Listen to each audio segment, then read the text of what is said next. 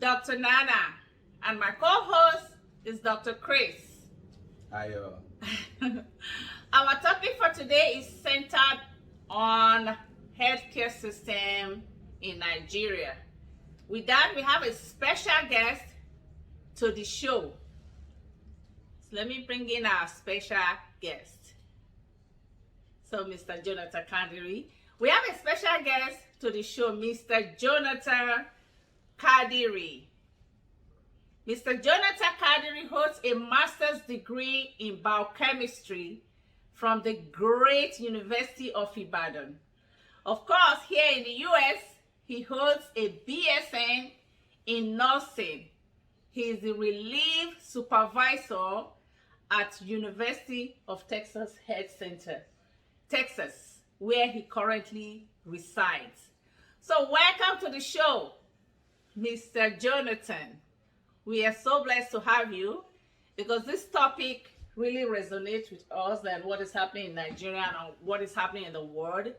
And we have Mr. Jonathan, who is a pro in that area. So today we are going to discuss health management and health sector in Nigeria. The need to have affordable and available healthcare facility for Nigerians and how that can be optimized to benefit the general public. So this is what we are going to be talking about today. So we're happy to have you, Mr. Jonathan Kadiri. Thanks for inviting me. So my number one question will be like this. How do you explain COVID-19 to the layman? How do you explain COVID-19 to the layman?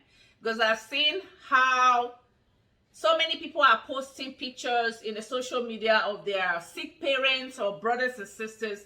They are not actually talking about COVID. So they just, say something like the person is sick, he can't do this, he can't do that. But because we are here in the US and COVID-19 is something that is always being talked about in the news media, I see some of those things. I said, this might be COVID or whatever. So, but in Nigeria, I think they are not actually detecting that. So we want you to teach our audience how do you explain that? Yeah, COVID-19. Basically, COVID-19, it's a virus that's known all over the world as SARS, severe acute respiratory syndrome disease.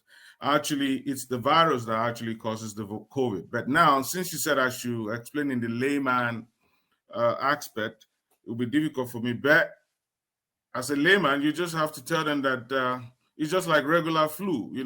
When little kids, when we were born those days, they always give us all those little vaccines, put those things in our mouth to prevent some kind of infection in future and stuff like that.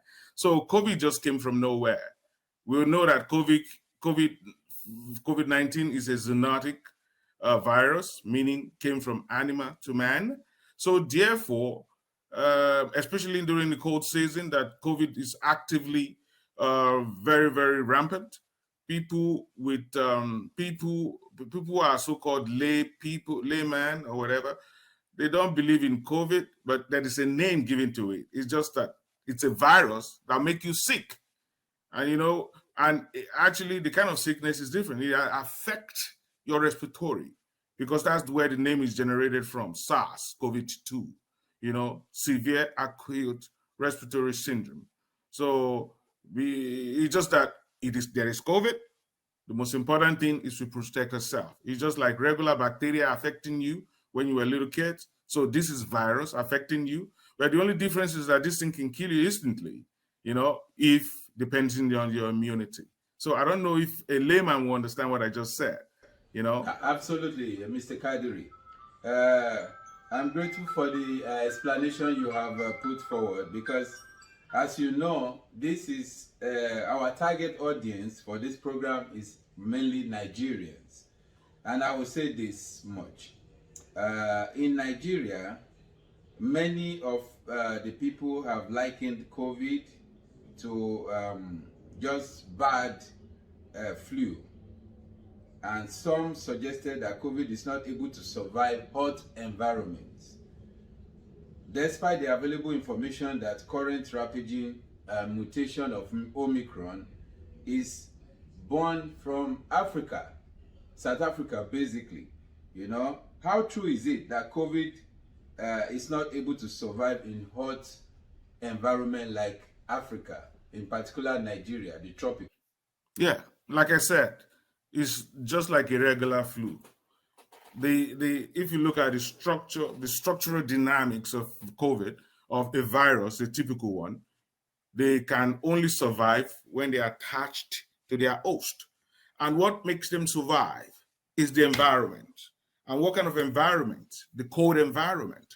You know, the hot environment, that's why African, like Nigerians, they don't really have it because hot weather, virus cannot survive in hot weathers like Nigeria and other countries in Africa. That's why in Europe and in America, a lot of people died of COVID because the cold weather enhances the incubation and the replication of this virus.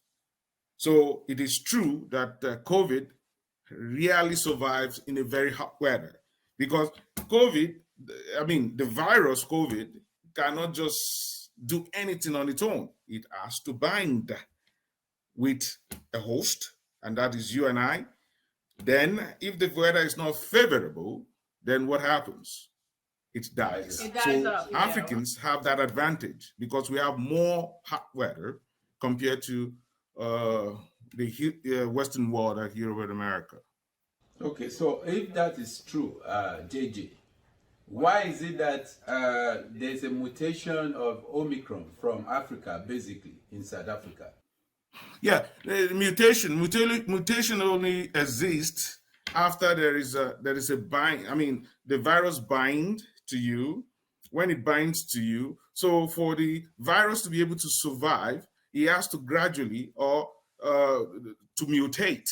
Because, for example, if you have a very good immune system, so what the thing with what the virus does is that the virus will say, "Oh, he has a good immune system, or I'm not going to leave." So what happens is that the thing now mutates to be able to adjust to the body mechanism of that human being. So mutation is a survival mechanism for the virus. They mutate to be able to survive in their host. So But in Africa, that is hard, you know. So when the virus gets to you, they quickly mutate. You know, the mutation could lead to incubation. Incubation meaning they will just hide and just stay in an envelope. You know, the virus itself is an envelope on its own. So they have what they call the capsid, which contains the nucleic acid. That is the danger part of the virus. So the period of mutation, for example, in the hot weather in Africa, they will just stay down there. So when it is Amatan, they call it Amatan in Nigeria, right?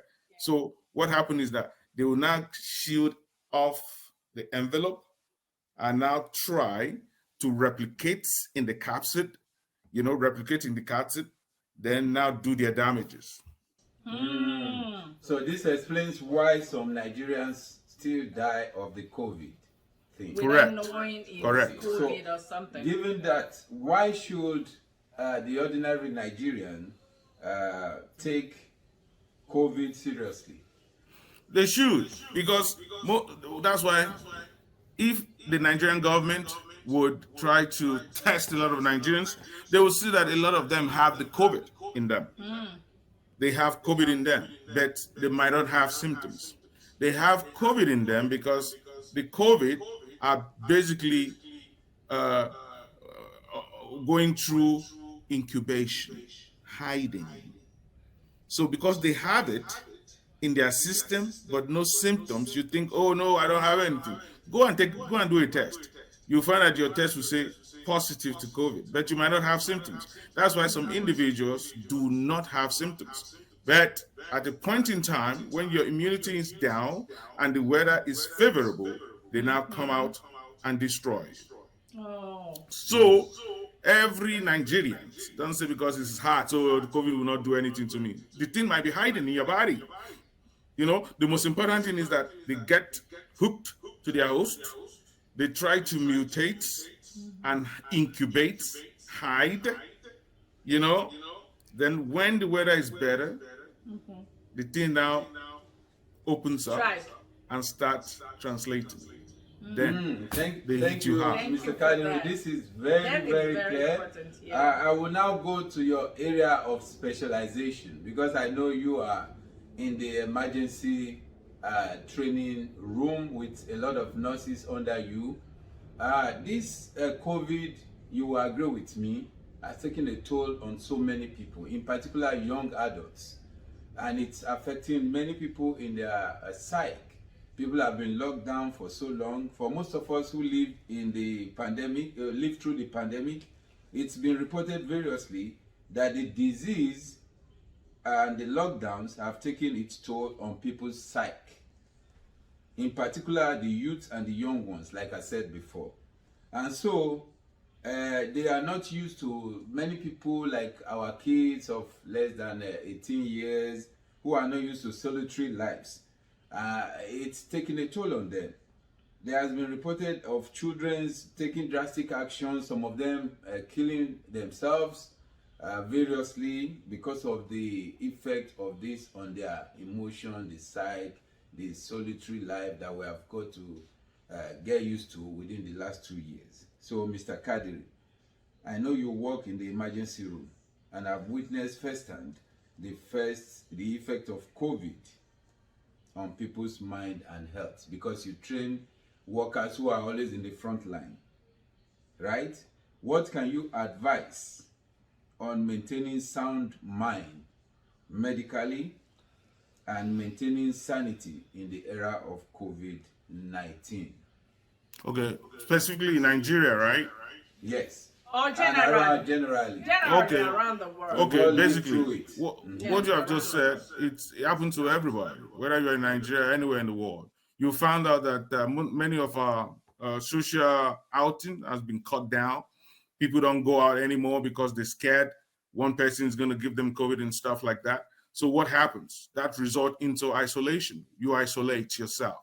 But when you look at Nigeria, that most people don't have a job, you know, they don't have where to go. And now all they do is go around, maybe hawk around for money or do some nasty things to be able to get money. Now they can't do those things.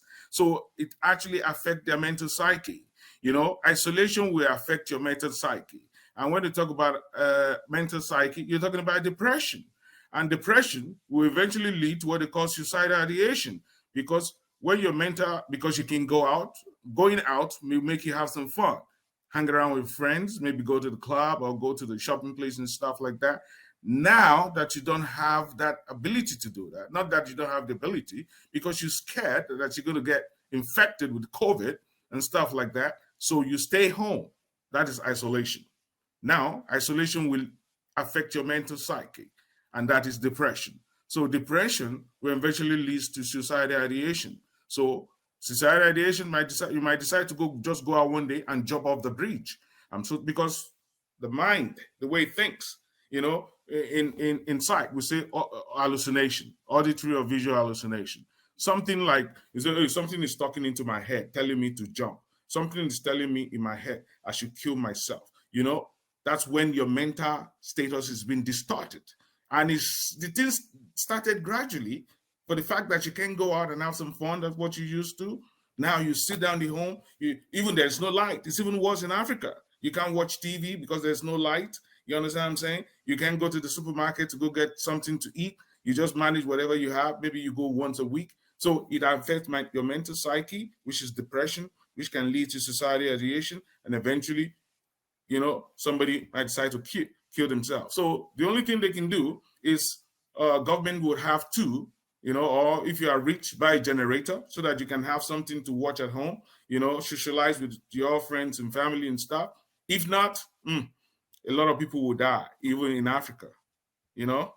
You can see recently a lot of people have been dying, the rich. You see, because they said COVID is a problem of the rich. They die because they believe, oh, they got money and stuff like that. They can have it. They bring in their friends and stuff like that. Eventually they die. But nobody says it's COVID, you know. But let them go through the rigor of testing and say, they'll find that it is COVID that is killing so many Nigerians secretly. For those... So before Dr. Nana will ask you the next question, how do you advise the government of Nigeria on testing How can they improve testing? Because again, you know that we have shortage of hospitals and equipment in Nigeria. What is the best model for testing COVID and other relative health issues like blood pressure, diabetes, and the rest? Yeah, we are aware of that our government, we all came from Nigeria. They don't care about us, not to talk of healthcare. Even even to get a job, you can get a job, not to talk of healthcare. Most people are used to nearby pharmacy to go self-medicate themselves and stuff. So the only way the government can help is increase funding through the Ministry of Health. The Ministry of Health will engage in education. Education is very important. Education in schools, educations in place of works and stuff like that, so that people will take it seriously. So then government, like I said, will try and get a lot of equipment, because education first will make you believe this thing exists. Because if the education is not there, you will not even go if there is a center for you to go test. So government should create testing clinic in every area. I don't know how they're going to do it. Local government, in every local government, every area, I don't know, so they should create all those clinics, then educate people. So when you educate them, then they will now go and do the testing. So the testing will be able to know, okay, are you positive? Are you not positive? So how are we going to help to quickly prevent it? So government has to engage in education through schools, through jobs, and through any means they want to do, or through the media, or through NMTV and stuff like that. So education creates, then government will create all those little clinics around. So people will see it, they can go do testing. Given that Nigerians are always self-medicating, so what is self-medication and what medical advice would you advance about self-medication? We are talking about setting up clinics and all of that. We know what Nigeria is all about and what they do there. So people often resort back to self-medication. What is that advice? What medical advice can you give to people who engage in self-medication? Self-medication. It is not in the interest of every Nigerian to do self-medication. Health is not taken seriously in Nigeria. Government does not emphasize on insurance. Private entities do not own insurance. Only very few people. See, like Nigeria has a long way to go in the health sector. Like in America, we have your job will provide you health. You can go out and buy your own health insurance and stuff like that, right?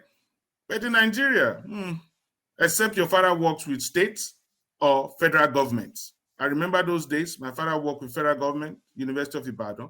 So that gave us the opportunity to go to Jaja and UCH to go and treat ourselves. But if your father doesn't work with federal or states, your father works with a private entity, it is for you to go to the nearby clinic and buy. You see, you'll be your own doctor.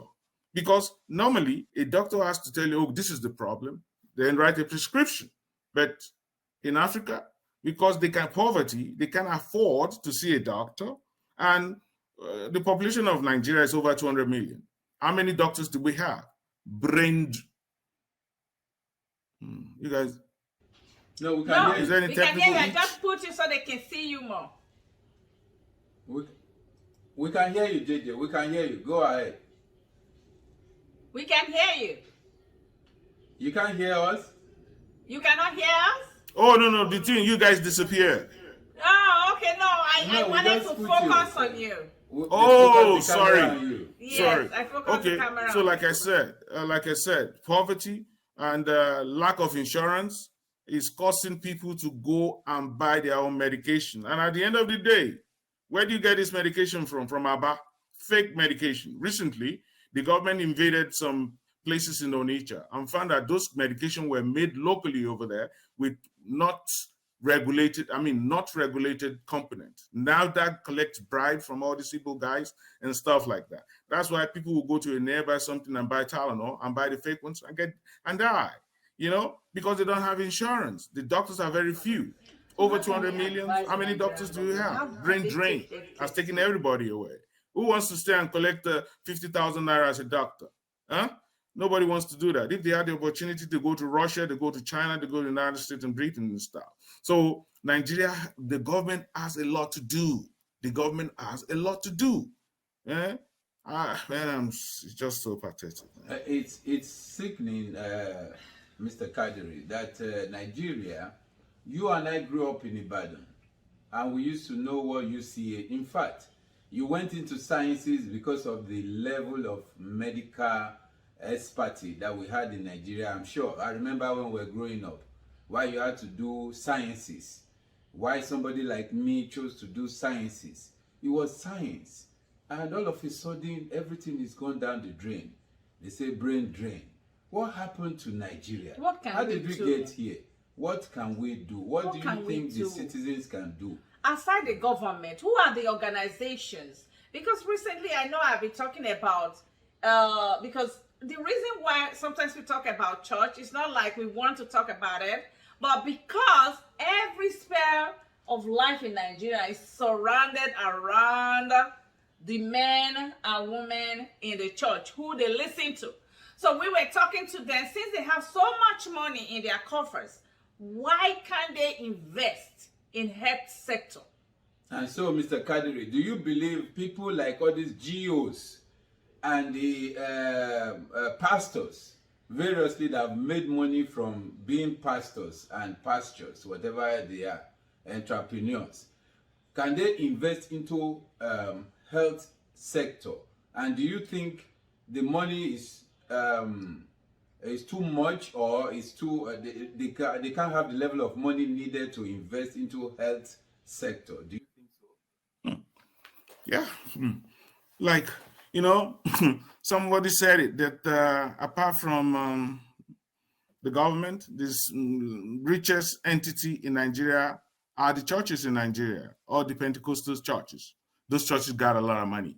They have You so know, much money. the churches now encroaches on people because lack of education and lack of, poverty, not poverty and lack of education.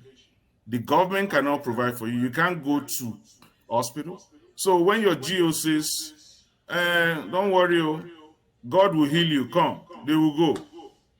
These GOs, they have a lot of money to invest, to invest in hospitals. Why But you know why they not won't do doing it? Because they know that people will not be able to go to afford it. Most of all these GOs, what do they have? Schools for the rich. Even people that comes to the church, the people that sell tomatoes and atarudo in the market, cannot even afford these schools. Not to talk of healthcare sector. You know, so they really don't care about us, like Michael Jackson said. They don't care about us. They don't. So far, they make their money. They don't care about what I'm going to do to benefit my members. Let's start from the church. If our church is, see the Catholic.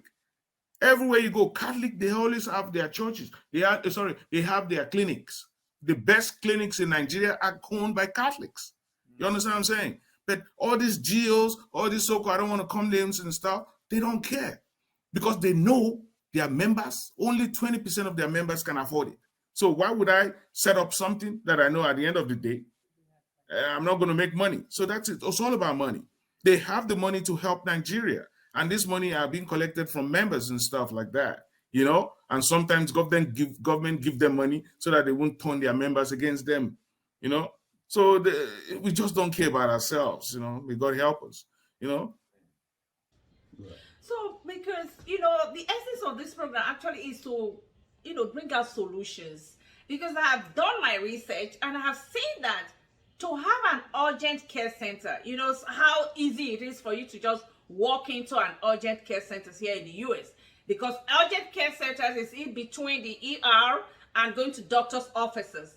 Because even like last week I was having headaches and I just went, they'll tell you, urgent care centers serve to let people know if you are having a life-threatening thing, for them to send you to the ER or tell you to follow up with your doctors. And I just found that $850,000 on the low side, up to $1.5 million, can have a well-equipped, standard urgent healthcare center here in the US. So going back to Nigeria, it will be much less. Why, if I go back to the question, because you already explained it, why are these GEOs not investing in things like that? Because that will bring money.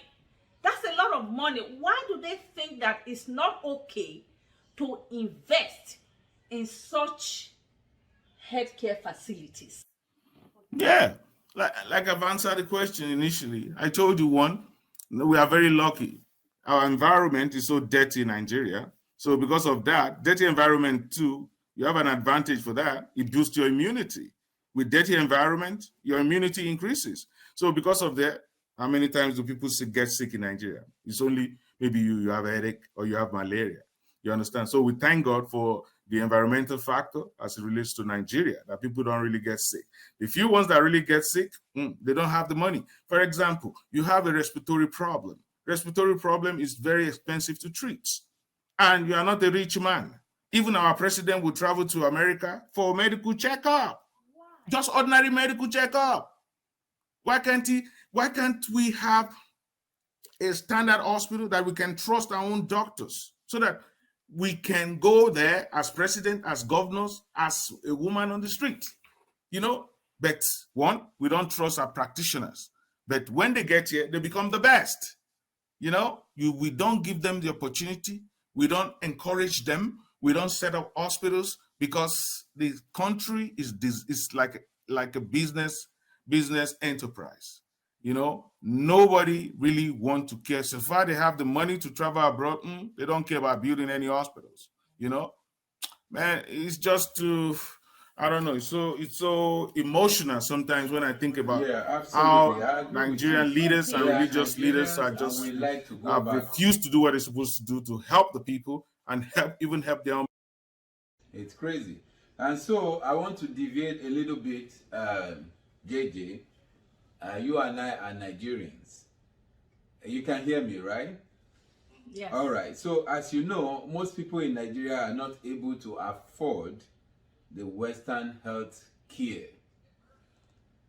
I mean that, like going to the hospital, I would say in my mind, I would think over 50% of Nigerians are not able to actually afford Western medical treatment system. Because most of us go to chemists, the popular chemists in Nigeria, people who are half educated, running tests and doing even up to medical treatment without basically going to the school of medicine. They are chemists. And then also the others go to the people we call herbal doctors. So some of those who can even afford these things not readily have the access to quality education and the quality healthcare system. So my question is, what in your opinion is Agbo, the herbal treatment remedy? What does it mean? And do you advise Nigerians, because that's what majority of Nigerians depend on for most of their ailments. How do you advise concerning herbal treatment and Agbo specifically? I speak as a medical practitioner. I want to see medical opinion. Dr. Nana, I thought you wanted to say something. No, because I'm like, yeah, I saw you laugh. Your medical field. What is your advice? Yeah. Dr. Akezi actually answered the question himself, because he said most Nigerians cannot afford the so-called medication, modern medication. They cannot afford it. So they either go to a church that will tell them miracle. So if they cannot do the miracle one, they go to all these herbal people. Now, let me tell you about herbal. In my master's, I did what they call phytochemistry. Where I worked on ephedrine. So what we did was to extract the ingredient in ephedrine. Alkaloid is a very good ingredient in ephedrine, alkaloids. They use it a lot for people with anxiety and depression. here in America, you know. So haba is very good because even the so-called medication are made from plants. When you go to China, you have 50% of haba medication that is really helping people. But the problem is in Nigeria is that those people that engages in haba treatment, they lack the knowledge. You see, there's what they call concentration. Concentration is very important. The dosage level, the quantity you have to take, we lack all those stuff. So because we don't know how much is the dosage level, which is the concentration, how thick the thing should be, should you mix it with water, how often should you take it? So because of that, people get in America, they say overdose. And at the end of the day, or underdose, because we are not taking the required whatever. First, herbal medicine is very good. That's why Nigeria has not gotten to the production age. We are still in the raw material age. So when you get herbal and put everything together, that is called the what did I just say now? Something raw material age. But an Englishman would take those plants, steal it from Nigeria, and go to America and extract those things and separate the constituents. When they separate the constituent, they now make it into cancer medication. They make it into asthma medications and stuff like that.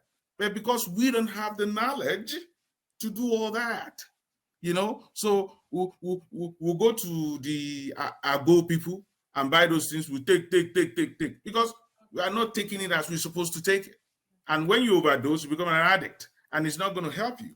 So they need the education, you know, to be able to, thank God, recently, they said some people are really moving forward in Nigeria with Agbo and other things, because now they are now making all those things from plants. They are now making it into capsule medication in Nigeria.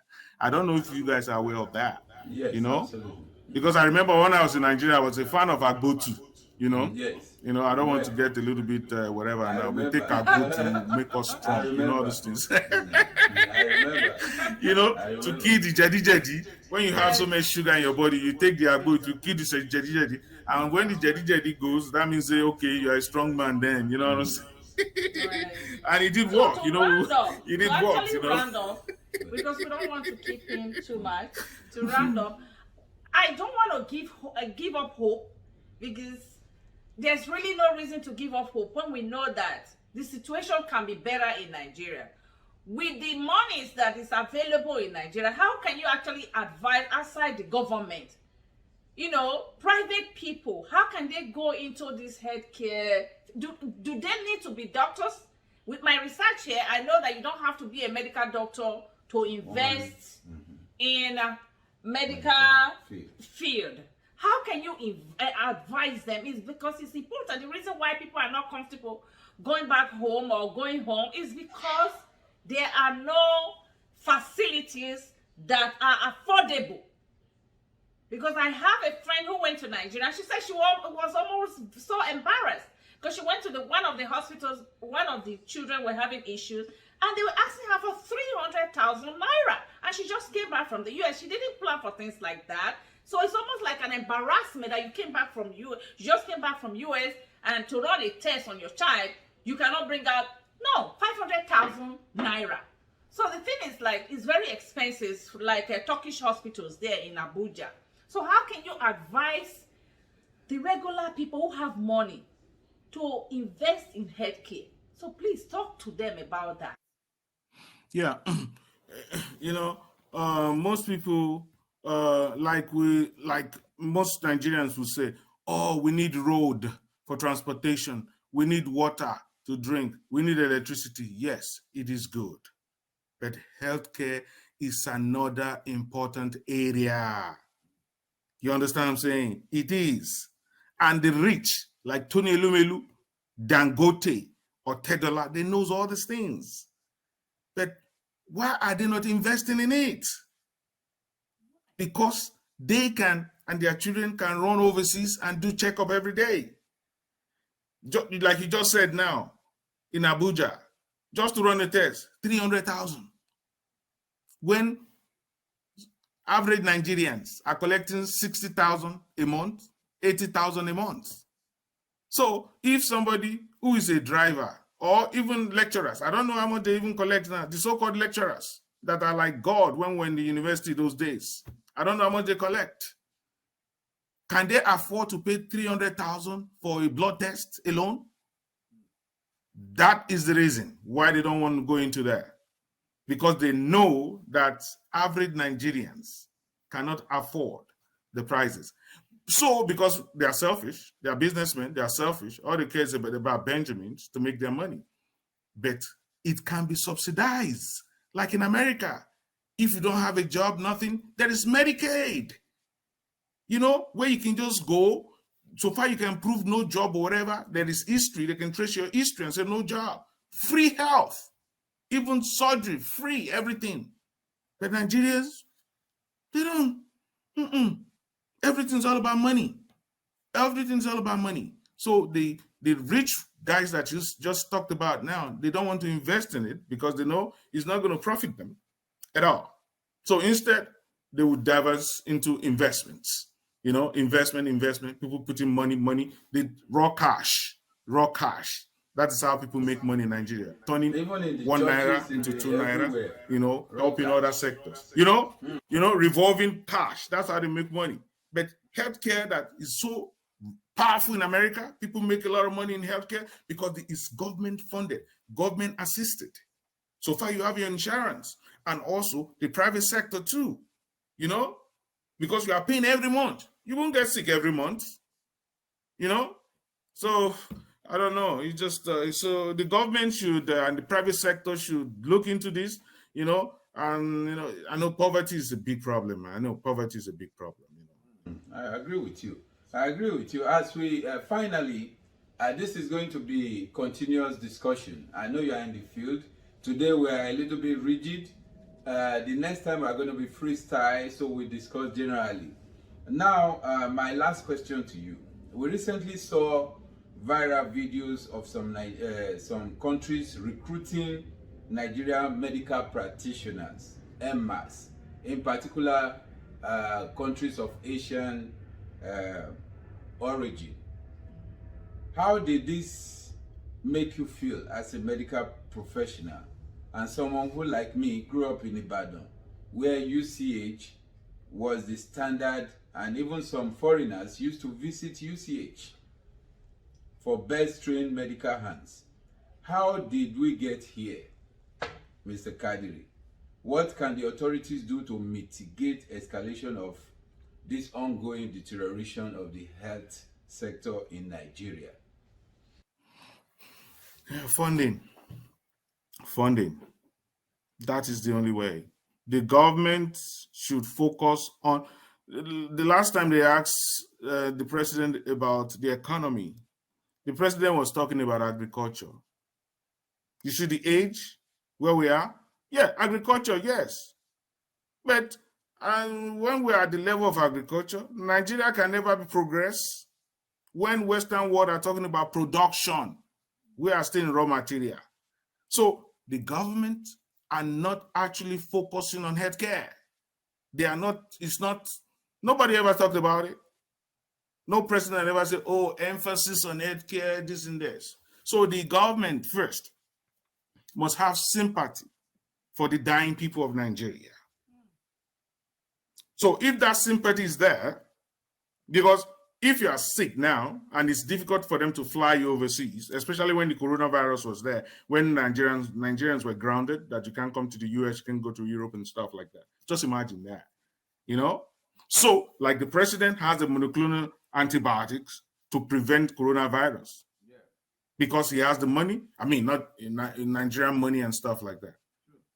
So, I don't know how the government should just take health sector serious and fund it and encourage the private sector. You know, not only banking, I mean, changing people's money, you know, like people, banking started, healthcare can be another thing. You know, we are aware that the country is broke. Nigeria is broke, you know, with the $33 billion billion dollar debt from 15 to 33. Nigeria is broke. Nigeria is only running on what do you call it, borrowed money. So you can't even go to the president and talk about funding healthcare now. He won't say you're on your own or your. That's it. Because So Nigeria the is broke. private There is sector no should money. go into it. Crude oil. Because I felt The that world is there's a lot of talking about money solar to be energy. made. You know, crude oil is not so important again. Crude oil is gone down. Prices of crude oil because solar is taking over. You know, nuclear fusion is taking over. You know, so when you go to the president and talk about healthcare, they don't care about us because the president wouldn't know who died in Ibadan, how many people died in Ibadan, or how many people died in Lagos. He doesn't care. So the private sector are the only savior. The government will help bring in the private sector instead of banking. They will bring in the private sector. The only thing the government can do is help subsidize with the private sector. If I'm somebody and the cost of the thing is 2 million, the government can give 1 million, then the individual can also give 1 million, you know, if they can afford a million naira. You see how difficult it is? Absolutely.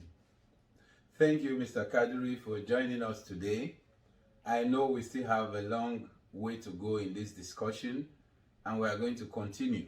In fact, we'll have you more regularly so that our people can keep up their health situation. We're going to discuss high blood pressure, we're going to discuss diabetes, we're going to discuss those little things that Nigerians need to know about their health to help them prevent the situation whereby they go for miracles instead of being on top of their health conditions, Right. and the little things that they can afford. Even though we know the system is poor and poverty is a problem, but there are things that people can do to prevent difficult health situation. So yeah. and avoid going to spend the little money you have to give one babalawo or woli or pastor Gio. So you'll be on top of your health. Then there are spiritual problems. We will discuss all that, how it relates to health situation. But I believe that most situation in Nigeria is actually health conditions. But people misplace it and they go to these people and go and live in spiritual realm. So thank you, Mr. Kadiri, for joining us. It's been a pleasure having you. And I know you are my brother and my childhood friend. We grew up together. Basically, I can have you anytime. Thanks for joining us. Thank today, you Mr. so Kadiri. much. Thank You'll you. be on the TV soon. And MTV New York for having me. And I hope the viewers, Nigerian audience, will appreciate the importance of this new television program, and they will learn from it. And we hope everything that we talked about here, the government are listening, and hopefully we'll bring you guys will be able to bring somebody in the health sector, in the government, to talk about how, you know, the health sector can be, you know, funded. Okay. All right. Thank you so much. All right. Thank you very much. Bye-bye for now. Yeah. Bye-bye. Bye-bye. Yeah.